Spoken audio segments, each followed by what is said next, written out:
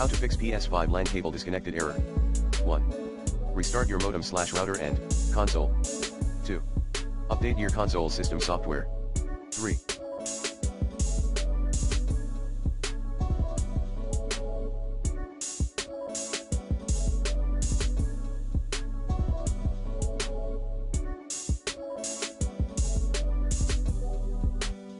Revert to the console's default settings in PS5 safe mode.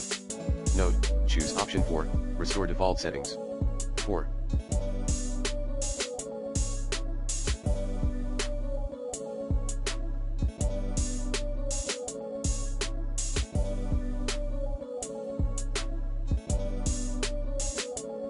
Clear the system software cache and rebuild the database via PS5 safe mode.